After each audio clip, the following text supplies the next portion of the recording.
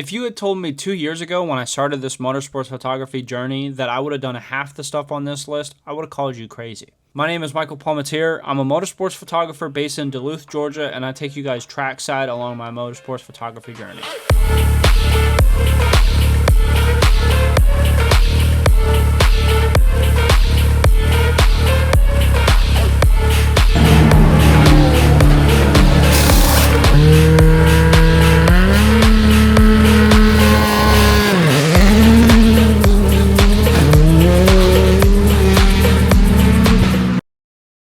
It took a lot of deliberating, and I think I finally narrowed it down, but I've got 10 things that I've gotten to do this past year. Number 10 was recent. I was selected to compete in the Adam Andretti Top Liner Top Driver Challenge. Did not think that I was going to be selected, but I ended up being selected, and I was one of the 12 finalists to compete. We got a very cool bag. We got food, we got to hang out with all the people, we got to see Adam again, which was funny because I've actually provided photos for him before in the past 2 Trans Am races. It was a fun night all around. We did a lot of racing. We did a practice, a qualifying, and an official race. Fastest lap time got an all expense paid trip to the Trans Am season opener in Sebring. It wasn't me. I was slow. Number 9. Formula Drift is an event unlike anything that I've gotten to experience in the past 2 years. It is absolutely mind-boggling. But then when you couple it with the Grid Life Festival, it is even more mind-boggling. There's so many different styles of motorsport all in one place, and it's fantastic. But I'm actually not going to talk about that. I'm going to talk about the night before at the Type S Nightlights Formula Drift pre-meet hosted by Larry Chen. This event was very fun for me, and it was actually the second time that I've gotten to meet Larry Chen, but it came at a time where the video from the first time that I got to meet him when I asked him a question started to garner traction, started to garner attention, and he actually told me that he saw it. After he told me that he saw it and he kept getting tagged in it, we just had a good conversation for about 5 minutes before the event actually started. And it was very cool to kind of just talk to him for a second and just kind of see what he was doing for the weekend, because he is the Formula Drift official photographer. But it's just cool to take that time to just chat with him. But then as the night went on, I got to see a lot of my friends that I have made along the way. And it was just an all-encompassing, really, really good night of just being around very cool people, being around very cool cars, and just a cool environment. I feel like the type of environment that Larry Chen creates, because they know that it's kind of like hosted by him, that it's just a very easygoing, relaxed, like just people are there to enjoy the vibes, essentially, the vibes of what car culture is. And I thought that was very, very cool. Number 8 is pretty simple, but it's actually the first time I got a magazine back with my photos in them. It was a thing that I did for Local Car Magazine here in Georgia, where I covered the Trans Am series, and getting that magazine back with my photos was kind of surreal, because it's one thing to see your work and like it's good, but then when you see that it's like it's in a magazine, it's printed, and then like he does very old school styles of magazine where you actually have like the pull out poster. So to see that one of my photos was that as well, it was so cool. Number 7 goes back to Trans Am, and if you guys are not familiar with it, Trans Am is by far one of the greatest and most underrated motorsport series in the United States, just because what you get as a spectator is absolutely insane. I was a member of media for that event, doing stuff for Local Car Magazine, but at the end of one of the practice days, I actually got to attend a track walk on Road Atlanta at sunset. The weather was perfect. It was during golden hour. It was gorgeous. It was beautiful. But actually what stuck with me the most was not only how pretty it was, but about a quarter of the way through, I ran into former driver, current Trans Am president, Andy Lally, and a couple other drivers that had never traversed this track before. Being able to listen to 4 very highly intelligent people when it comes to a specific thing is so interesting to me, whether that's physics, whether that's biology, whether that's zoology, whether that's racing, is so enthralling. Hearing them break down things that you would just glance over and watching them talk about how the curb's gonna bump the car, what part of the car you need to be striking on the curb. How hard are you taking a corner? Where are you placing your helmet when you're looking at the track? What are you looking at other than brake markers that you can use as reference points to know when to turn the car, what the car is going to feel like, etc. It was so amazing, and it's one of those experiences where you just kind of sit back and you realize these people that drive these machines are absolute animals. Like, the level of understanding they have to have, not only with their car, but like really taking in the details of the track. You understand that anybody that gets behind one of those and like competes in a series, you're like, okay, these guys and ladies are not messing around. Number 6 is kind of a combo because I actually did this a few times throughout the year, but when I had events where I didn't have clients and I just wanted to get out and practice and shoot, I would actually invite people to come with me, to come walk with me, come learn motorsports. Because at the time, as my social media has started growing, I've had people message me and be like, hey, how do I get in this? How do I do this?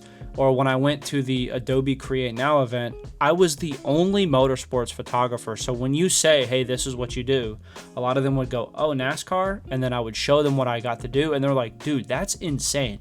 I want to learn. I do portrait photography. I do this photography, and it's just something that I want to learn. And I would invite them out. They can come walk with me. They can come be out in the elements. And I had a lot of people show up to these. I had at one point 6 people walking with me, and they were just learning the world of motorsports.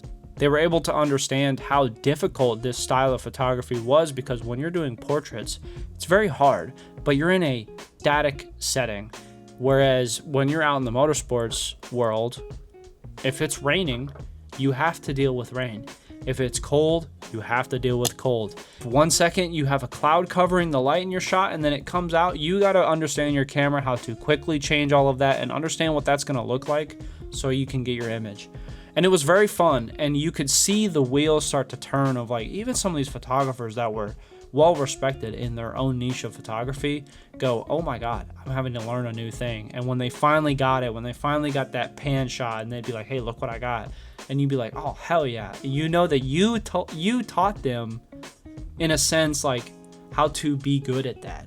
And that was a really rewarding thing. And that's actually something I want to do in 2026. So if anybody would like to get involved, please hit my email below. If you're a brand that would like to support something like this, I think it'd be a lot of fun. Before we get to number 5, I just wanted to shout out that if you are in the market for new gear, please support your boy. I am a KEH content creator affiliate, so if you're already in the market to get new gear, head over to KEH and get yourself some new camera equipment. It gives camera equipment a second life, and you know that they're getting quality products. I mean, there's tons of photographers way better than me in the space that swear by KEH. So if you're in the market and you want to support me, this is a good way to do it. Link is going to be in the description. Number 5 is in regards to Alan and the track day. Over the past year and a half, we've gotten to know each other a little more. And while I was shooting his friend Chris's Pratt Miller Cadillac, absolute masterpiece of a car.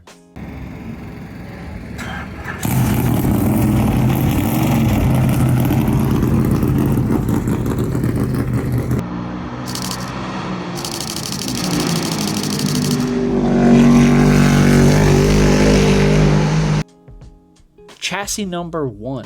Go see that car talk video on my channel. Anyway, towards the end of the weekend, we had a little session where I was able to ride along, strapped the helmet on, got in my buddy Alan's stock Supra, had a blast, and that was one of the greatest experiences I've ever had. I did not understand how difficult that track is to see. Obviously, I've played games before, so I've driven that track in a game, and I've always marveled at how difficult it was to put a good lap there consistently. But to sit in the passenger seat and feel how the track is going to throw you around the car, what is he kind of looking at? What is he doing? Where is he braking at? And I was just stunned that for a stock Supra, he's braking so late and the car just, you don't think it's going to, and then it just stops and he turns to the left through 10A, 10B. And it was just one of those things that, I mean, you couldn't get the smile off my face when I got done for the next 3 weeks. I was just like, dude, look at the ride along I got to do. So insane. For number 4, you wouldn't think that the blistering heat of July in Georgia would be an enjoyable experience at all. But in this case, it was. I was able to shoot Nappy Boy's Throttle Rockets event hosted by T-Pain and the Nappy Boy Automotive team, but that's actually not why I was excited to do it. Obviously, that's a very cool thing to be able to shoot an event like that. T-Pain is a very notable figure. Nappy Boy Automotive is becoming a very big thing in the drift scene, in the car culture scene in general, but that's actually not why I was happy. Why I was happy was I got to take photos for my friend Andrew, who had worked his ass off to get back to where he is, to get his car running. If you know Andrew Drismo's story, you should probably go and drop him a follow. He's an amazing content creator, amazing drifter. Anyway, he had a cataclysmic engine blow up and just was not able to get the car working for 6 months. And if you know kind of the behind the scenes or have gotten to talk to him, you know how hard that motherfucker works to do what he does, not for the money, not for the fame, not for the glory, just because he loves the scene holistically. He loves the culture, he loves the people, he loves the environment, and that's the sole reason why he does it. And he does it for him too. He loves drifting. He loves getting to see people and talk about their cars and whatever. He's just a good dude. So to get that chance to take photos for him and document that day, and just, it was a perfect day. I mean, the car rarely had any issues. He had a couple things going on with like the exhaust pipe a little bit, but nothing too crazy. He was still able to shred, and I got some banger photos, and I absolutely loved every minute of it, and it was just fantastic.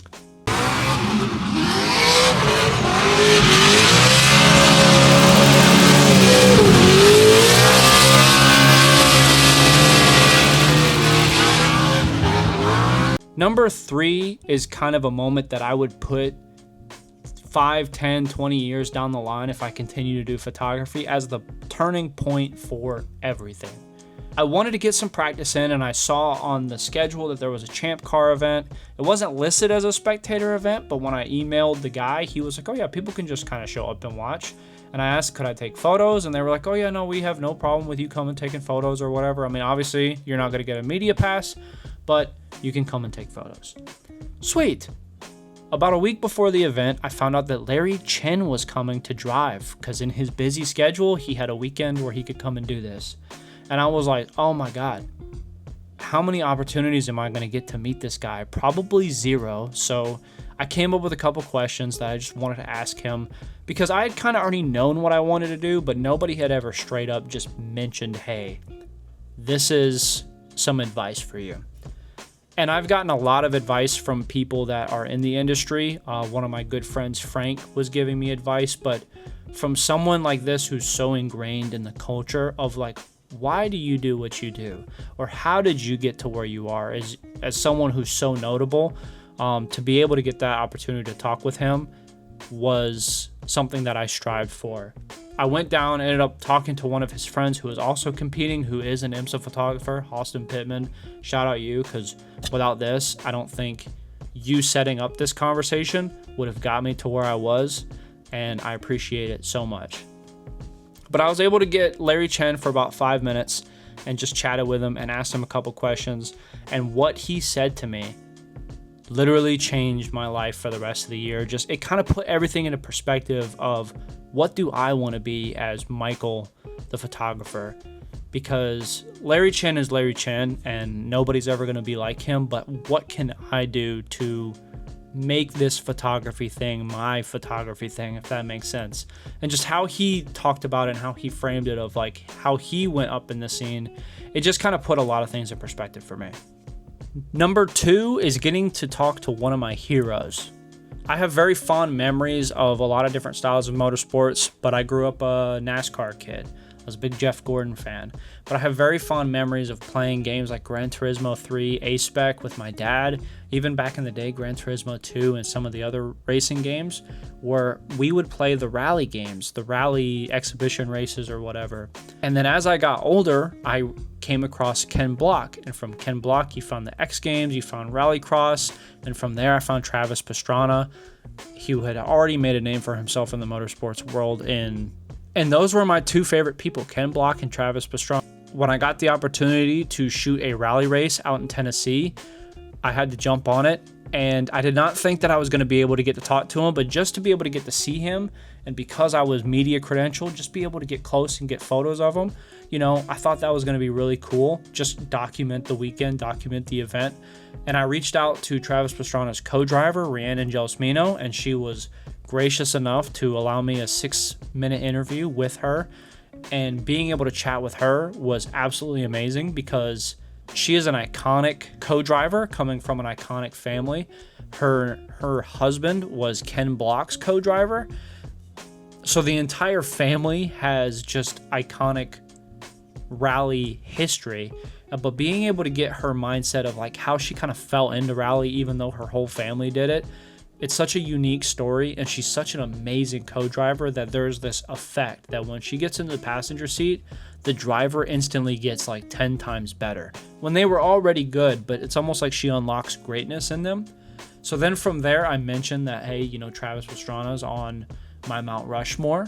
And she kind of mentioned, oh, well, she's like, there might be time, you know, after the driver's meeting, you know, just see if you can talk with him for a second. And I was like, well, I didn't think this was going to happen. After the driver's meeting, I got about 3 to 5 minutes with him, and I just had to come up with questions off the top of my head, and I asked some really good ones. It's a video that's done really well on Instagram. I think it's at like almost 500,000 views or whatever. Absolutely loved it. But yeah, I stayed up almost the entire night because I could not get myself to go to bed because I just could not grasp the fact that I got to talk to Travis Pastrana. I get chills just thinking about it. The last one, number one, but certainly not least, is the week of Petit Le Mans. It was everything that I had worked for the past 2 years, and it was amazing. I got to cover Alan, I mentioned previously in number 5. I got to cover his IMSA debut where he had a double podium, and it was amazing. I also got to do a lot of document work for the local car magazine, so I had pretty much free reign to go anywhere. There was nobody telling me what I needed, what I had to do. Alan told me for his IMSA debut, he trusts my vision. He loves my work. He loves my creativity. Go crazy.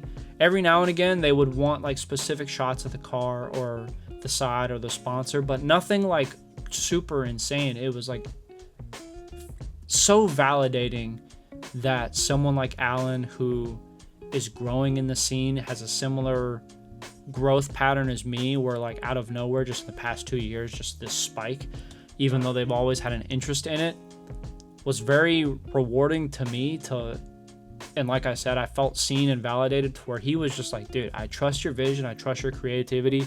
I love your stuff. I wouldn't have asked you if I didn't love your stuff. And I felt like I was able in that moment to absolutely cook and do some really amazing photos. And it was some of my best work. And it was just an all in all good weekend. It was the culmination of everything. And one of my favorite things about it was so many of you guys, people from my TikTok, people from my YouTube, people from my Instagram, stopped me and told me that a post that I had helped them get into it, or some of the tips that I've had helped them get better, or just they've loved my work and they've loved seeing me grow or whatever. And it was just that type of stuff that I realized, okay, I'm doing much more than just taking cool car pictures. I feel like I'm doing something with this content. And it was just an all-encompassing thing that on my way home after the race ended, I had this like adrenaline dump that felt like it was like a year and a half's worth of just, I cannot believe that I've worked so hard for that. And I got to do it. I can't believe I got to do it. It was one of the biggest races that I wanted to photograph, and thankfully it was one of the ones that was closest to me. And I have many more ambitions way above, sometimes even outside of photography, but there's so many more things that I want to do. And yeah, that was just one of those races that I just absolutely loved. So that is it for the top 10 things that I've gotten to do this year. Go ahead and put down in the comments what was some of your favorite things that you've gotten to do in 2025. I'd love to see them. I'd love to interact with people. I feel like 2025 was a good year for a lot of us. It was kind of crazy in the grand scheme of things, but I think on an individual level, I think there was a lot of growth that happened this year. And I think if people take a second and look, they realize that they grew a lot this year, and that is important. So thank you guys so much for watching. Again, my name is Michael Palmatier. If you enjoyed this video, be sure to like, be sure to subscribe if you haven't already, and stay tuned for 2026 because boy, do I got some stuff for you.